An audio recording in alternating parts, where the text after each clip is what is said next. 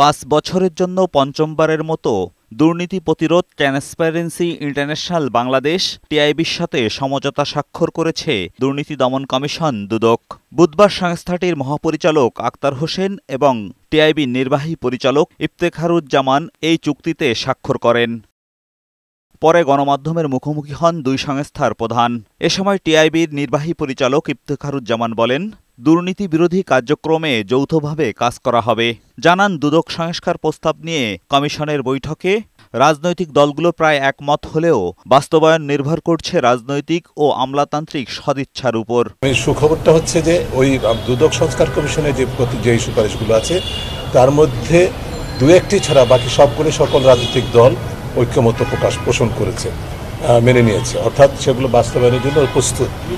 তবে সেটি কি প্রক্রিয়া হবে সেটা নিয়ে আবার কোনো রাজনৈতিক দল, বিশেষ করে বড় দলগুলো যাদের মধ্যে অনেকেই নিজেদেরকে ক্ষমতায় যাবেন বলে ভাবছেন বা ক্ষমতায় চলে গেছেন এরকম মনোভাবাপন্ন, তারা কিছু কিছু ক্ষেত্রে নোট অফ ডিসেন্ট দিয়েছেন। সংস্কার প্রস্তাবের বিষয়ে একমত হয়ে দুদক চেয়ারম্যান আব্দুল মমিন বলেন, অভ্যন্তরীণ দুর্নীতি নির্মূল ও মামলা দীর্ঘসূত্রিতার বন্ধে কাজ করছে সংস্থাটি।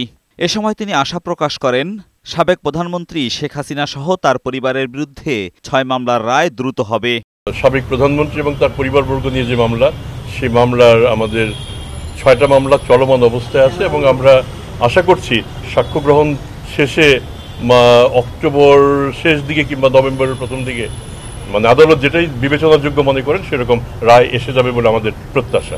হাইকোর্টের আদেশে আটকে যাওয়া গুলশানে টিউলিপ সিদ্দিকের ফ্ল্যাটের জালিয়াতির মামলা সচল করতে উদ্যোগের কথাও জানান সংস্থাটির চেয়ারম্যান।